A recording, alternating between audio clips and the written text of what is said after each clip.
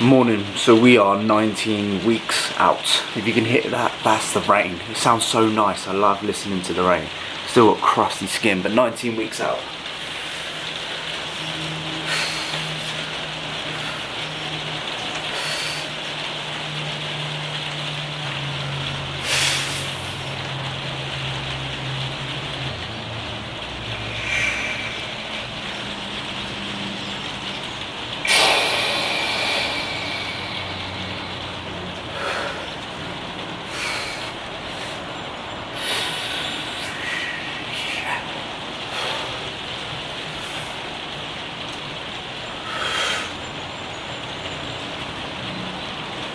Oops. Oh, the rain thing sounds so good.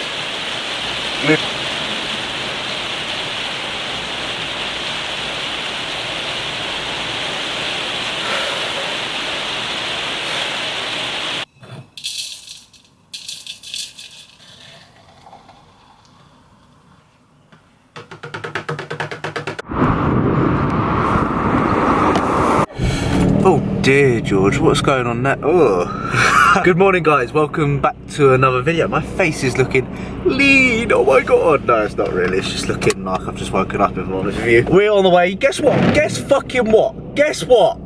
It's the same shit, different day. People come in my DMs every day. How have you done this? What have you done? I'm getting sick of it. It's the same old shit every day. Same bollocks. I'm off to do my cardio. This is my cardio gear. Same old shit. This is going to be fun. Got my back beverage. Got my Yihimbine, which people still go absolutely crazy. Where the fuck do you get that from, bro? Oh my god, it's sick. Oh. And we're off to do our cardio. So sit back, relax and enjoy. And let's get this vlog fucking started, mate. Got my 4 capsules of the old famous. Trying to do this whilst driving is a bloody nightmare. 4 capsules of Yihimbine. Everyone loves to know, George, how long do you leave? Or how long do you take before you do your cardio? I don't know why people are interested in that stuff. I'm very much the same. I'm always intrigued at how people do things and stuff like that, when really I shouldn't really give a fuck about that. But 4 capsules, I take it roughly about 25 minutes to 30 minutes before I actually start my cardio. Main reason behind that is because I actually want it to get into my system. You'll find if you take it 5 minutes before doing your cardio session, you know, you'll probably feel the effects after your actual cardio's done, because obviously tablets take a little bit of time to break down and digest. So yeah, that's why I take it, if everyone gives a fuck. But before you don't, oh, I hate swallowing tablets. I used to have to practice with M&M's or Skittles back in the day because I couldn't swallow a tablet. Fuck it out.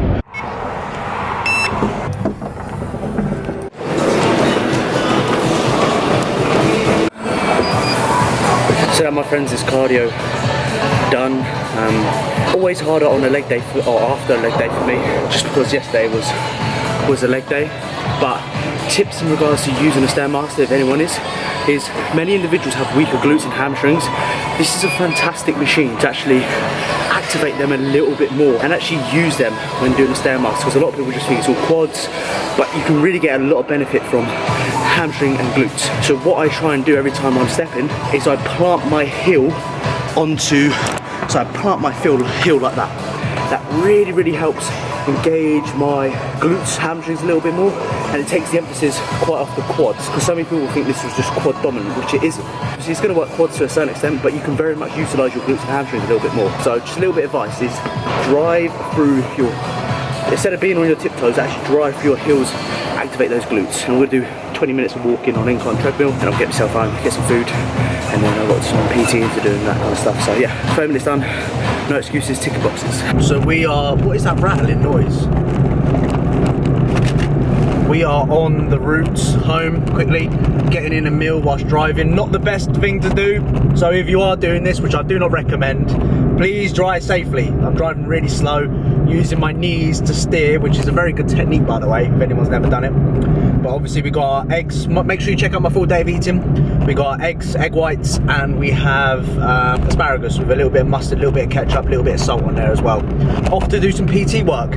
Now, what I would recommend, I've got a client, and I'm doing a little bit of PT work. Normally I just do online at the moment, but This is number one advice, what a lot of people make as a mistake with a beginner.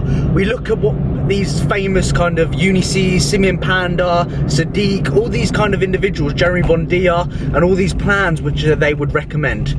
Please do not follow this shit that they provide you, because it is a load of shit. What I personally would recommend, I love full body splits. I think especially for a beginner, which a lot of people, this is going to be a number one a mistake which you shouldn't make. Beginners, always think about loading the bar up, how much weight can we move from A to B. Instead, focus on exactly, how can I word this, whilst driving, eating, it's a bit of a nightmare. Me stuttering left, right, centre, you know what it's like. So what I focus on if you're a beginner is actually getting used to all these movement patterns. So hit muscle groups from different angles, so at high incline, low incline, flat, all these different variations, and focus on actual execution before you start loading the weight, because the weight will come as you're a beginner. So many people just want to get really, really strong really, really quickly, which you need to do over a period of time. But if you're especially a beginner, fucking focus on full body work, focusing on movement patterns, focus on actually getting the execution right, then start the loading phase. And once you do that, you will become a lot better, a lot more efficient. And this is something which I wish I'd done to begin with. So that's my advice to begin with in this video. And we'll try and eat because and drive at the same time.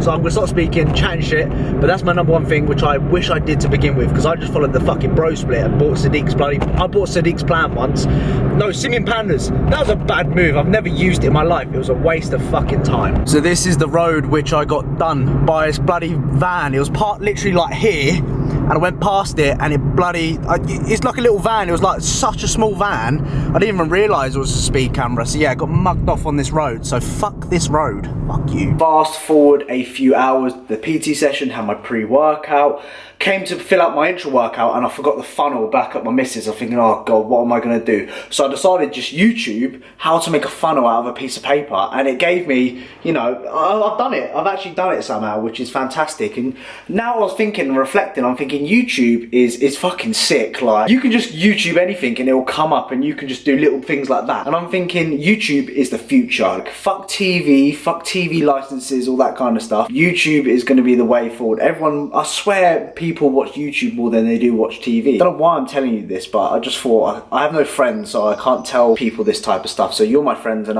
instead I'll tell you. So I made a funnel, which is really good. Watching a little bit trained by JP. We also have a sample, which I got with Insight, and it's a pump formula, which I'm actually going to try today, as it's a push rotation. And why not? The best pump you can get is definitely in the chest, shoulders, and triceps department. So I'm going to give you a little bit of a review in regards to this biohack pump favor through Teller. So let's see how that goes. Got push sessions to filling out my logbook, polishing off some water.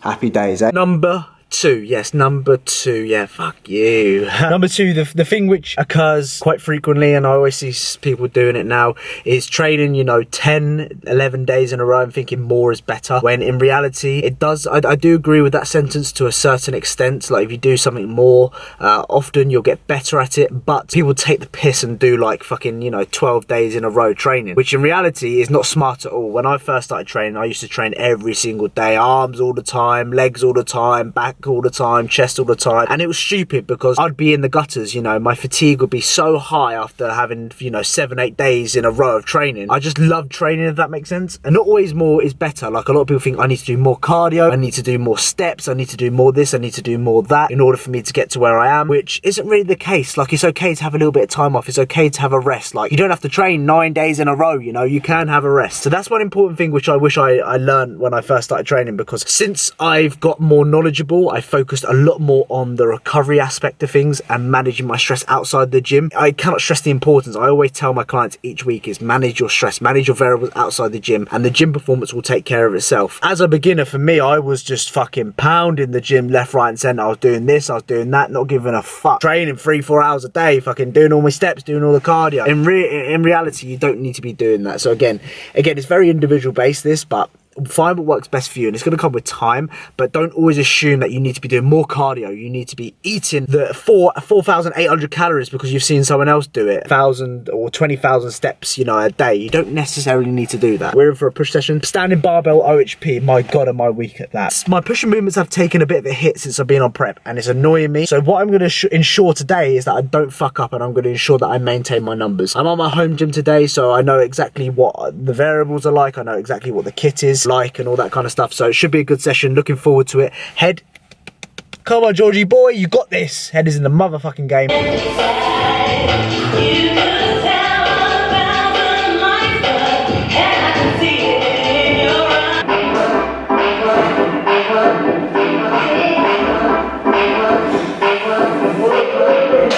So a few things which I wish I knew before I got started was nobody gives a fuck. And I spoke about this a few months back on my videos in regards to nobody actually cares how much you're lifting. No one cares what you look like. No one cares what you are doing. As long as you're enjoying yourself, I think that's the main thing. And this is what I really got tied up to begin with in my fitness journey. I was worrying about how I was looking in the gym, what I was doing lifting weight wise, what I was doing, you know, exercise wise, my form. I was all very much focusing on what other people were thinking, and that really threw me off. And as I've got more experienced and more knowledgeable, I've learned to actually not give a fuck, and never compare yourself to others and where they are in their journey, because, you know, comparing yourself who's on day one of your journey compared to myself who's on year 5 of my journey, we're going to be in very different positions from a physique standpoint, a knowledge standpoint, a strength standpoint, and just a general overall experience standpoint. So please, if you're watching this and thinking, oh my god, I'm shitting myself, then please, no one cares, you know, no one cares, and comparing yourself is probably the worst thing which you can do when it comes to this stuff. Another important thing which I wanted to highlight was when I first started training, I always assumed that for me to grow, for me to build muscle, I need to wake up the next morning sore. And that isn't the case. That is far from the case. Like, there's been plenty of research into exactly the reasons why for us being sore. But there's very much a case of you don't need to be sore every time you train. If anything, I don't want to wake up sore the next day, because it's going to affect my recovery. And when it comes back around to training whatever I'm training next, and if I'm sore, I can't give 100%.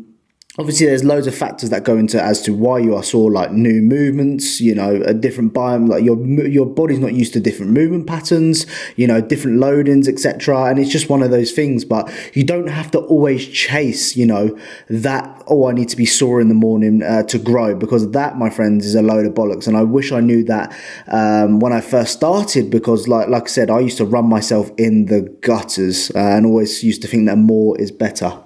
Another thing which I wanted to highlight on in regards to what I made a mistake was I used to do a load of, you know, fluffy isolation work, and I always used to avoid the hard stuff. Like, it's very easy for me not to do the stuff that I'm not good at. And a lot of people do this, including myself. I've avoided RDL variations for a long time purely because I've never been strong at them. And this is one thing which I want you to take from these videos, is do the stuff which you're not very good at. Be honest with yourself and go, look, this is actually what I am going to improve on. This is what I need to focus on, because so many of us will avoid that, and, you know, we'll do stuff which we're good at. And motivational wise, like you lifting half the weight what you're used to on a specific movement, it is not good. You know, you don't get motivation from doing that. So a tip from me is, please really kind of do the stuff which you're not good at, and try and avoid doing that and getting better at it. So, I mean, these are a few mistakes which I've personally done. I mean, everyone's going to be very much different, but if I can help anyone out with what I've said, then brilliant. And this session was really good today, believe it or not. Like I said, I went into the session feeling shit, but I came out feeling really good. And let me know what you think about these cues which I've written down here. I might implement them in next videos. Anyway, I'll see you guys in the next clip. Gonna attempt some press ups to failure. See how many I can get.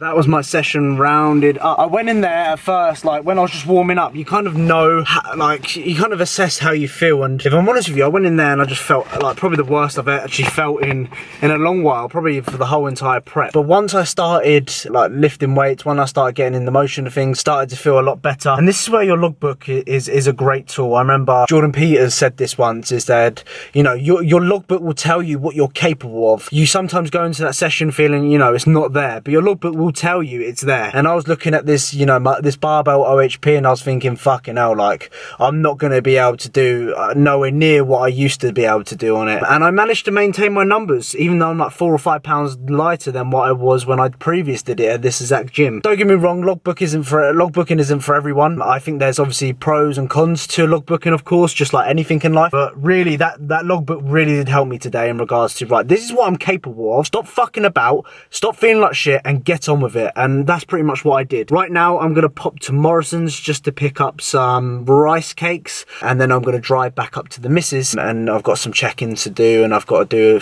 a few steps and stuff like that. Doing in regards to steps right now is I've been doing one long walk in the morning, and then I've been doing one walk in the evening. So pretty much doing 5,000 steps in the morning, 5,000 steps in the evening, and I just kind of get it done, tick boxes. Another day in the office is what they say. My final mistake, which I would like to tell people, is playing with your variables. I've got a spot here, haven't I? Yeah, I can see that. Is playing with your variables too early. Now, what I mean by this is a lot of us individuals, you know, when we don't see a change on the scale weight or we don't see a change in our physique, we're very quick to make the decision, right, we need to decrease food, we need to increase my output, increase my cardio, or the other end of the spectrum, I need to eat more. When that isn't always the case. You need to give it time, you need to give it patience. Like I'm very much, my first cut, what I did is I just kept dropping food because I didn't see a change on the scales. And you need to remember that there's a lot of things that go into that scale weight. There's so many external factors that contribute to why you're weighing that on that specific day. So it could have been, you know, 8 meals a little bit later, had a little bit more water, a little bit more sodium, weighed yourself a little bit earlier than what you've planned. You know, there's so much that goes into the scale weight. And this is one thing which I really focused on when I was in a deficit, and also when I was in a surplus as well. I really focused on, oh god, I'm not gaining weight, so I need to increase my food.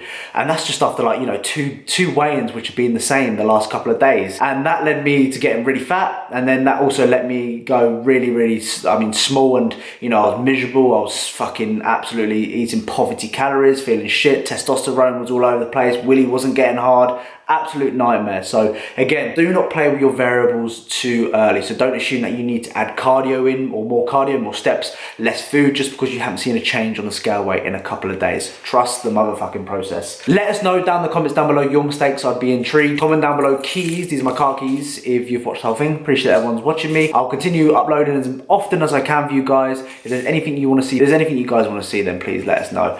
Thank you for watching, and I'll see you guys in the next one.